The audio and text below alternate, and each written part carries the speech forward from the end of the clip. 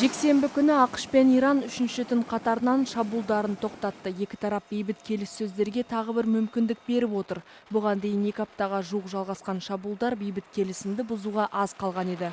АКШ шенеуніктерінің айтуынша президент Дональд Трамп дипломатияға мүмкіндік беруде, алайда олар АКШ әскері мен техникасы аймаққа әлі де жіберіліп жатқанын және келіссөздер нәтиже бермесе Трамп әрекет етуге дайын екенін ескертті.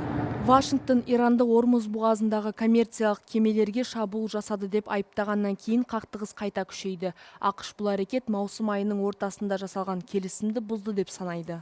Иран бұған жауап ретінде Парсы шығанағындағы және аймақтағы АКШ нысандарына соққы жасады. Ал оның одақтасы Йемендегі хуситтер Қызыл теңіздегі кеме қатынасын шектеуге әрекет етіп, әлемдік экономика мен АКШ-қа қысымды күшейтті. Жексенбі күні Иран армиясының өкілі Тегеран келіссөздер жүріп жатқан кезде жауап шабуылдарын тоқтататынын растады. Алайда ол АКШ соғысты қайта бастаса, ауыр салдары болатынын ескертті.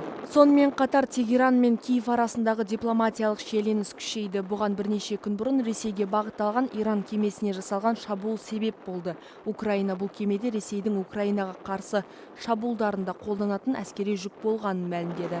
Иранның сыртқы істер министрі Аббас Аракчи шабуылдан бір теңізші қаза тапқанын айтты. Ол және басқа да жоғары лауазымды тұлғалар бұл әрекет жауапсыз қалмайтынын мәлімдеді.